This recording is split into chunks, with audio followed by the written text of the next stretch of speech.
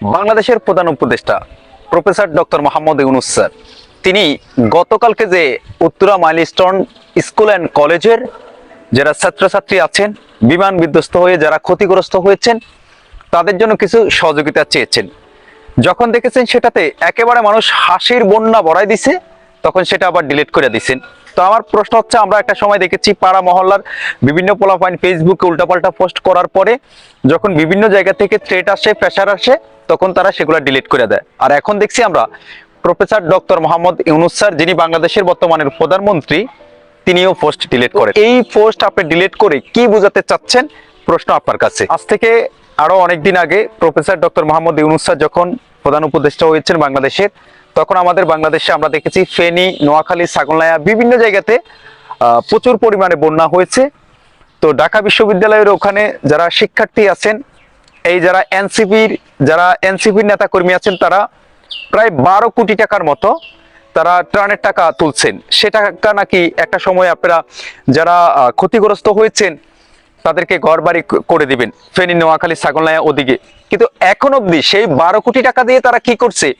প্রশ্ন সার্জিস আপনাদের কাছে, প্রশ্ন যারা এনসিপির যারা নেতা কর্মী আছেন বিভিন্ন জায়গায় বাংলাদেশের 64টা জেলাতে আপনারা 1 মাসের ভিতরে ঘুরবেন, একটা আশা করছেন, ঘুরতেছেন, পিকনিক করতেছেন, ট্যুর দিতেছেন।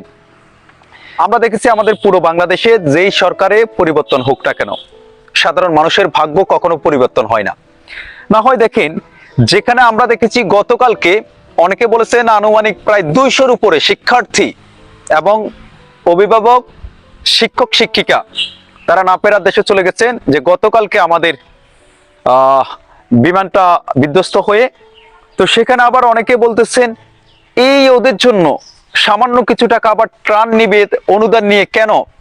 বাংলাদেশের অর্থনৈতিক অবস্থা, যারা বাংলাদেশের প্রধান উপদেষ্টা আছেন, আপনার অর্থনৈতিক অবস্থা কি এত বাজে অবস্থা যে যারা শিক্ষার্থীরা হাসপাতালের বারান্দায় কাতরাচ্ছেন চিকিৎসার জন্য, তাদের পরিবারকে আপনি ত্রাণের টাকা বিভিন্ন মানুষের কাছ থেকে সহযোগিতা নিয়ে তাদেরকে দিতে হবে?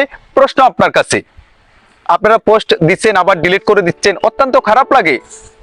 আজকে দেখেন, আমরা দেখছি বাংলাদেশের যারা আইন শৃঙ্খলা বাহিনী আছেন তাদের সাথে বিভিন্ন জায়গায় শিক্ষার্থীরা, যিনি শিক্ষা উপদেষ্টা আছেন, তার পদত্যাগের দাবিতে পুরো ঢাকাতে উত্তাল। আমরা দেখতে পাচ্ছি বিভিন্ন জায়গায় আন্দোলন সংগ্রাম করতেছেন শিক্ষার্থীরা। তো একটা ব্যাপার আমার কাছে ভীষণ ভীষণ খারাপ লাগে, যে বাংলাদেশে আমরা দেখেছি যে আসুক না কেন সাধারণ মানুষকে নিয়ে কেউ ভাবে না। আপনি অনুদান দেওয়া দরকার নাই, মানুষের কাছ থেকে অনুদান দেওয়া দরকার নাই। একজ্যাক্ট যেই উত্তরা মাইলস্টোন যেই স্কুল অ্যান্ড কলেজে যে শিক্ষার্থীরা, কতজন ছাত্রছাত্রী তারা না ফেরার দেশে চলে গেছেন, একজ্যাক্ট তাদের সেই কোয়ান্টিটিটা একটু বলেন, কতজন মানুষ চলে গেছে? অন্ততপক্ষে যে সমস্ত পরিবারগুলা যাদের সন্তান হারাইছেন, যাদের অভিভাবকগণ সন্তানদেরকে রক্ষা করার জন্য সেখানে গিয়ে আগুনে পুড়ে একেবারে মুরগির মতো কাবাব হয়ে গেছেন, তারা একজ্যাক্ট যদি একটা ফিগার জানে অন্ততপক্ষে শান্তি পাবে। আমরা দেখছি এমন একটা মর্মান্তিক হৃদয় বিদারক ঘটনাকেও আপনারা রাজনীতি করতেছেন। ধিক্কার জানাই আমরা এই সমস্ত রাজনীতিকে, বাংলাদেশের এই সমস্ত পলিটিক্স, এই সমস্ত রাজনীতিগুলাকে ধিক্কার জানাই। পরিশেষে একটা কথা বলতে চাই, বাংলাদেশের বর্তমানে যিনি প্রধান উপদেষ্টা আছেন professor doctor Mohammad Yunus sir, আমরা দেখেছি আপনার যে কিংস পার্টি অনেকে বলেন এনসিপি কে, এই এনসিপি বাংলাদেশের 64টা জেলাতে তারা ট্যুর দিছে, পিকনিক করতেছে, সেটার জন্য টাকা থাকে শত শত গাড়ি বহর দিয়া, সেটার জন্য কোনো প্রবলেম হয় না। আর অথচ যে শিক্ষার্থীরা আজকে হাসপাতালের বারান্দায় কাতরাচ্ছে, তাদের ট্রিটমেন্টের জন্য, চিকিৎসার জন্য মানুষের কাছ থেকে অনুদান নিতে হবে।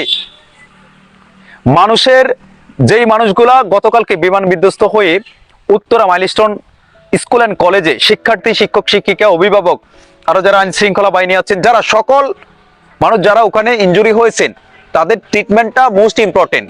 সেটা না করাই ওগুলা মোস্ট ইম্পর্টেন্ট না। মোস্ট ইম্পর্টেন্ট হচ্ছে যে গতকালকে মাইলস্টোন স্কুল অ্যান্ড কলেজে যে সমস্ত শিক্ষার্থীরা তারা আগুনে পুড়ে আছে, তাদের মোস্ট ইম্পর্টেন্ট তাদের চিকিৎসা। সবাই ভালো থাকবেন, সুস্থ থাকবেন এবং এই ভিডিওটি একটু বেশি বেশি শেয়ার করে সবাইকে দেখার সুযোগ করবেন।